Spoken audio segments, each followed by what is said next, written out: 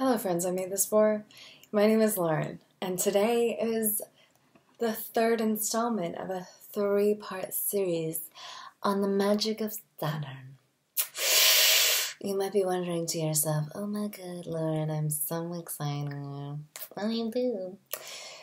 Mostly because I've tried recording this numerous times and have not been successful.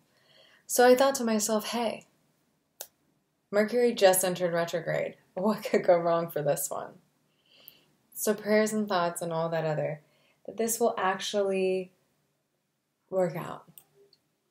So before I go into Saturn or anything else, I do want to preface that it is very important to acknowledge that, one, what I say is strictly my opinion based on my understanding of the tarot, my understanding of astrology, and of course,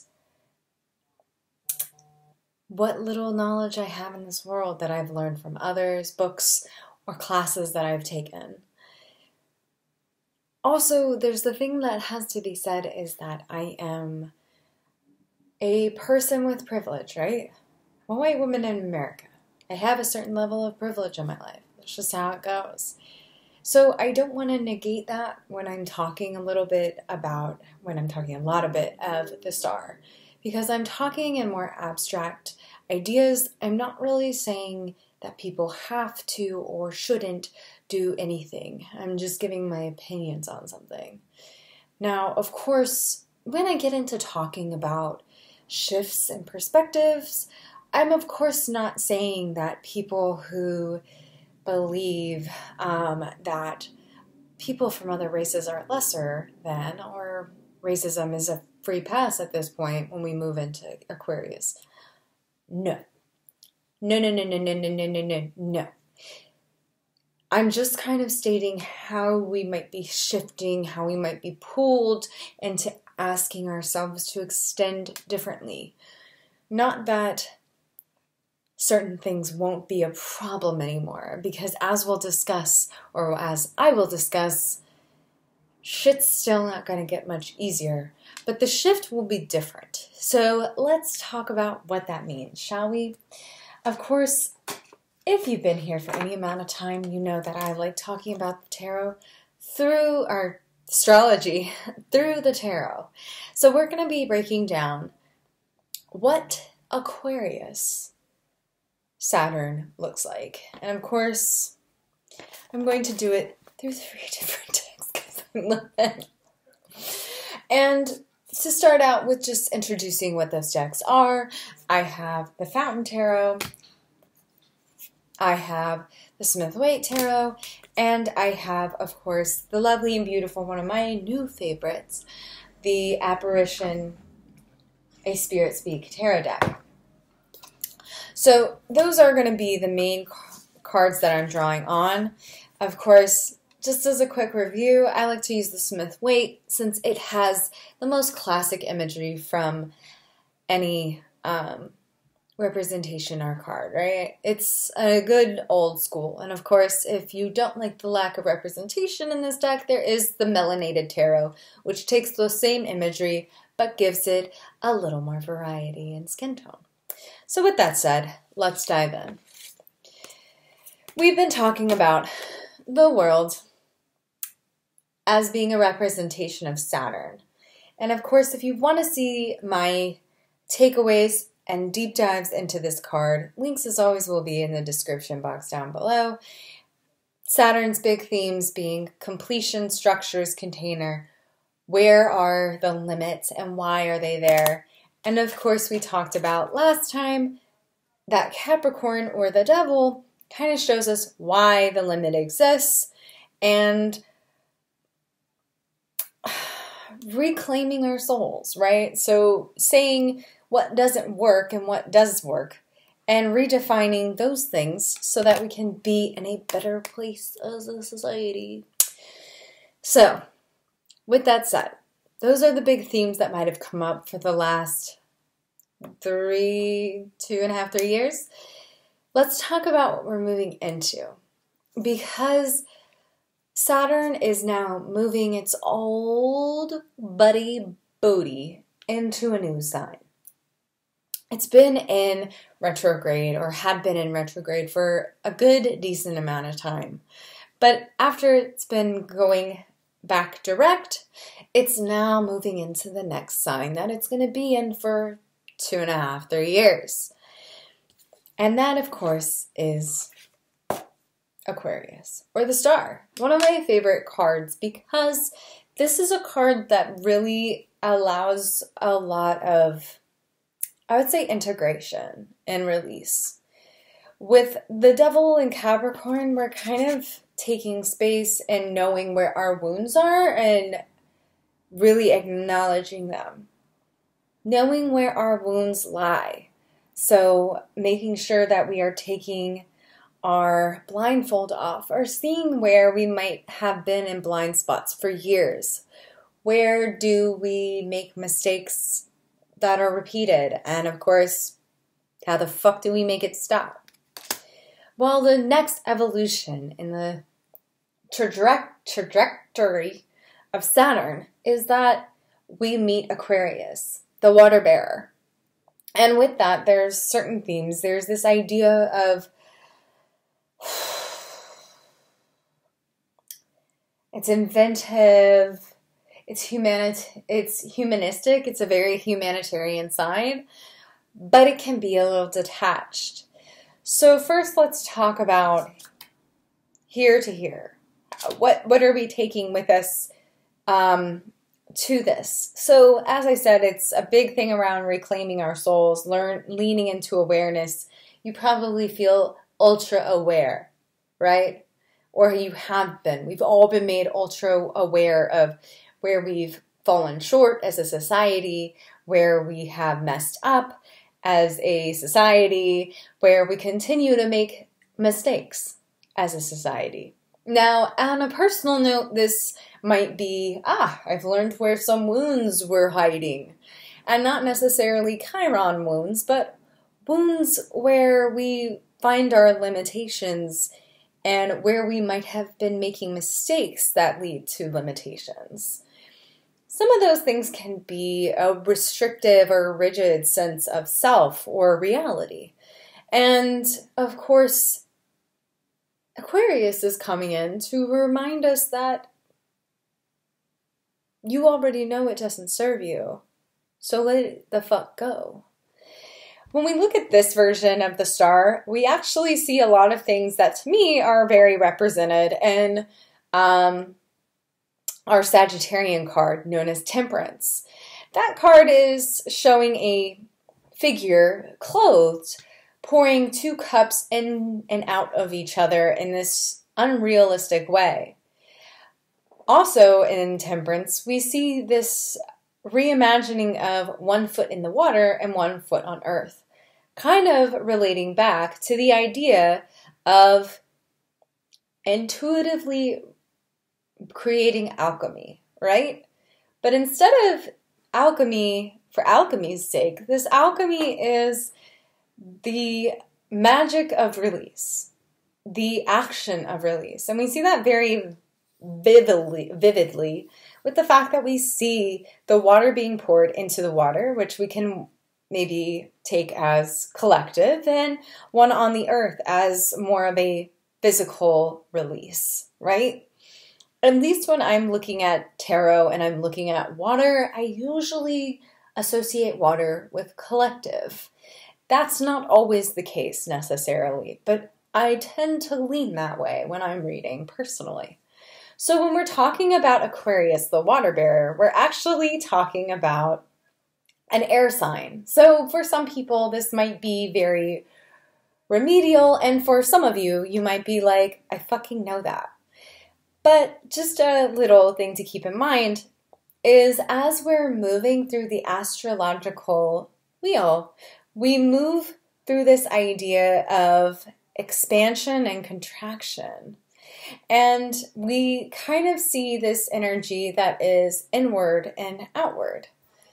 When we look at energies such as a water or an earth, those are very inward. Some people associate that with yin. Yang is associated with outward, action-oriented. And of course, that is air or fire, associated with those elements.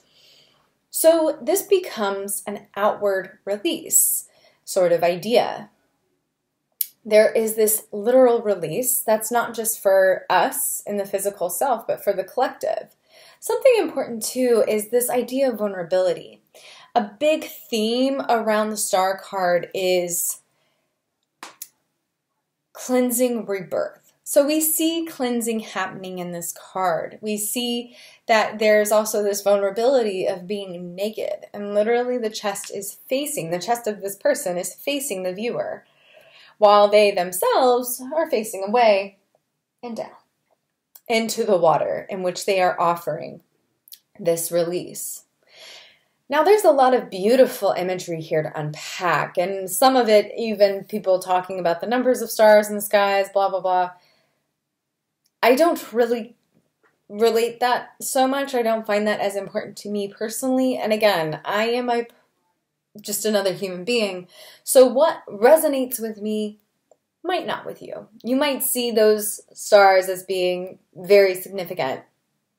I just don't read into them that much for myself in my own reading of this card. Because when I'm reading this card, and this is about me, I'm thinking about the star and Aquarius and how those two relate. So I'm mostly focused on this action that is subconscious and conscious. It's the release that's here, here, and here. It's action-oriented, right? So, what about that? Let's move on. Whoopsies. This is the star card in the Fountain Tarot, and I think it's really poignant and really powerful because there's some action in here that's a little different. We see that the star is only one in the sky, and we see that it's very dark with maybe some light on the horizon. Of course, we don't know as the viewer whether it's a sunset or a sunrise. But there's this idea that it's getting better, that through all this darkness, there is illumination. It's going to get better, I promise. So that's a really interesting thing to kind of take away from this card, is this idea of really powerful and really poignant strength within our release. Now we see this person holding on to this star as almost a staff. And it's this idea of we can find strength in our light, even in the darkness of times. There's also this idea with this card of generational healing. So you might have seen this a lot. It's very popular. This idea of the scars, the pain, they all continued. The cycle continued until it came to you. And then it stopped. And that's kind of a big lesson in the star, is there's this idea of reclaiming our birthright of release, right?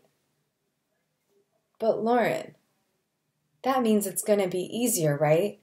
If the devil was contraction and the star is expansion, because again, contraction is more of that inward, as we're moving through this wheel, it's that constant turning of expansion, contraction, expansion, contraction. Expansion must feel really good, right? Oh, that's cute. You think that. But it's not the truth. You're still going to be fucking hurt. Your wounds still exist. And in fact, this is kind of reminding us that, this version at least, that it's work.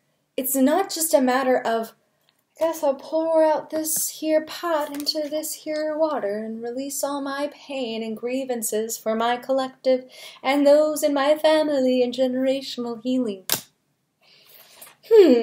That's cute, but it's wrong. Because honestly, this card really does harken back to the idea of we might have to hurt a little more to release. And in fact, one of my teachers, Lindsay Mack, brings up this idea of sometimes you have to reopen the wound, almost break the leg again, to heal properly and heal fully. We might have thought that it was okay because we weren't bleeding or it wasn't hurting, but that doesn't mean it was healed right. And a lot of what might be happening right now in our devil times is we might really feel like, yes, I know what's right. But the truth is we're constantly having to reevaluate what we associate as truth, right? Just because something feels right in one moment doesn't mean it was actually the right thing to do in the big scope of things. Not saying that you're wrong for believing what you believed or believing something that you then change your mind on. You're totally allowed to do that, and that's part of your life's journey, is that you will believe something and then not, because you're an evolving human being. Part of your evolution is that we are going to believe something one day and then not the other, and that's okay. I think a lot of people get wrapped up, and this happens in religion, just in general. It happens in our spiritual groups. It happens in all spaces because we get comfortable. And we've been really uncomfortable. So let's open up our minds and bodies. So another big thing that comes up, like I said, this vulnerability, it's going to be uncomfortable, but be gentle with yourself. It's okay to have an open heart. We have to surrender. We have to be open and soft. We have to be receptive to what might feel uncomfortable in the moment, so that we can either say, oh, that's not true, or go, oh, what I thought wasn't true. A perfect example is how almost every witch in the world was using sage for years, and now there's a whole movement and reimagining that's going on where we realize, oh, you shouldn't just buy mass-produced Palo Santo, because that's not what it is. Or, oh, we shouldn't just be buying sage at Whole Foods, because that's not supported. That's not how this works at all. That's not the intention around sage. It's a sacred plant of indigenous peoples. Oh, you're a white person with dreads. Maybe you shouldn't wear dreads because people have been just made to feel shamed for that for generations. It's kind of part of the whole thing, right? We have to be open to receiving that information that, yes, someone else is hurt. So how can we rectify that? How can we understand that? Well, number one, we have to listen. Unfortunately, that means we might have to listen to people that we don't agree with, or sit with something that we don't agree with.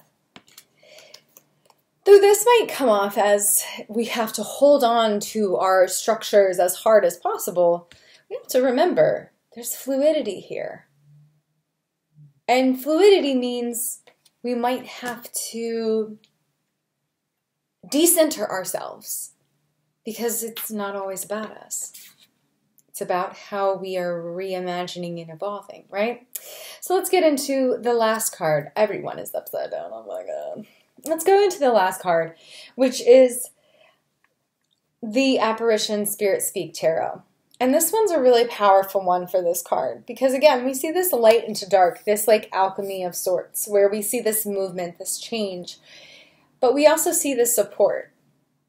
We can really rest and restore. Not that it's going to be easy, but we have to be more nurturing of ourselves. We have to restore ourselves, knowing that the highest power is taking care of us. Whether you believe that's God, Spirit, Creator, whatever that looks like for you, we must remember our faith.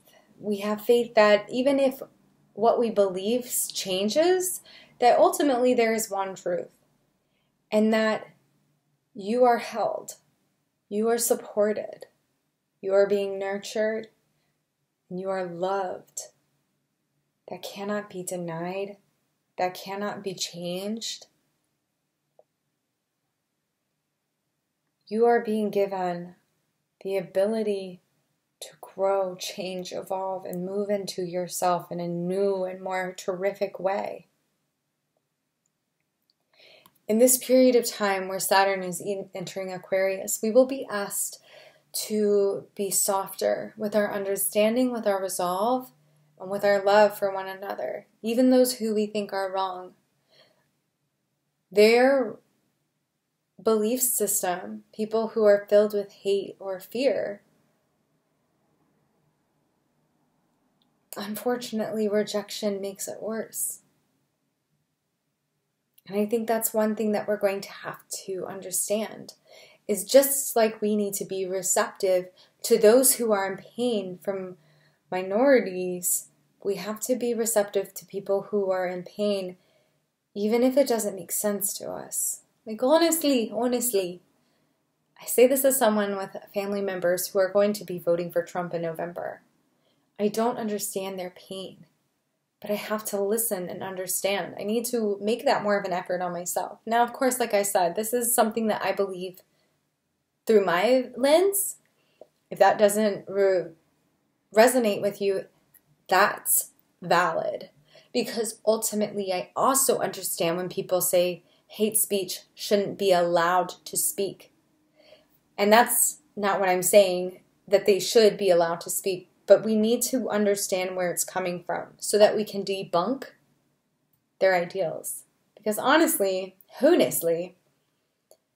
you see a lot of people like Richard Spencer, who I guess we haven't heard from for years, a white supremacist who I didn't think was going to go away anywhere, but thank God I haven't heard from him. We see these people who believe these things, and ultimately the best way to make someone realize they're wrong is to listen and respond, not yell over them or shut them up, because it makes them feel justified. Because then they get to pretend I'm being persecuted, which you can't. You're a white guy in a white society. It doesn't actually work that way. But I'll listen to it. If you think that, I'll hear you out. We can have a discussion, right? But maybe that's just for other white people to talk to white people about.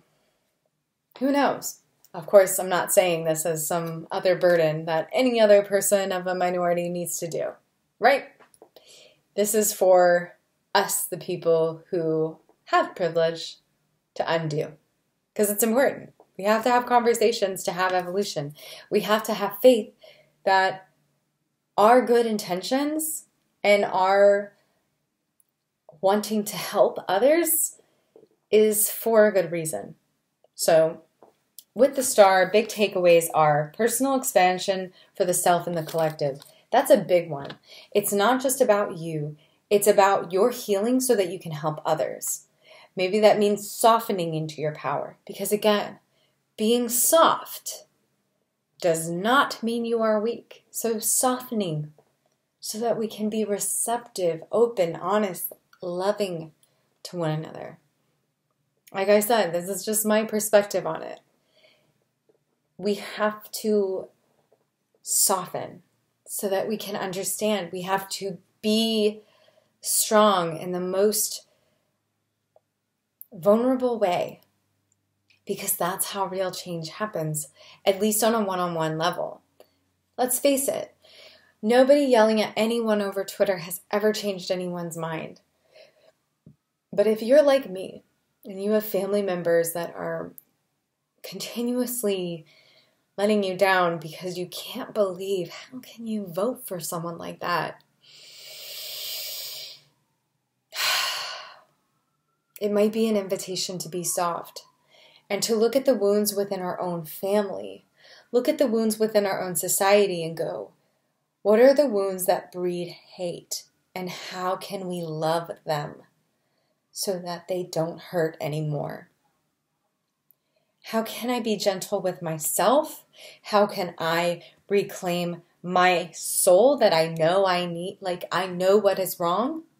How can I truly make sure that my personal expansion and the expansion of the collective is truly heart-centered and from a place that is not easy, but of ease, where I'm not resisting in a way that harms me. You should still resist. That's not what I'm saying. You have to keep resisting. You should resist. You should never just be passive. But how the revolution continues is not going to be through passive or disarming one another. It's arming ourselves with our most vulnerable love space. Right? It's got to be of a place of this regeneration of self, of the collective. Be gentle with yourself because it's not going to be easy. Honestly, that's the biggest takeaway. How can we be more empathetic? It might start to get to a place where we feel disconnected or even detached. But we have to remember, the fight is long. The journey will take time. Don't give up, but don't burn out. So, with that said, that's my closeout for this journey of Saturn. Of course, Saturn is moving and grooving, my babies. We've got big things happening. I think the next thing I want to do is maybe a Mercury retrograde, because that just started today, entered retrograde. How much fun is that? So good to see you. So good to have you here. So good to share this with you. Leave a comment down below if you think I should be doing something else or something in particular.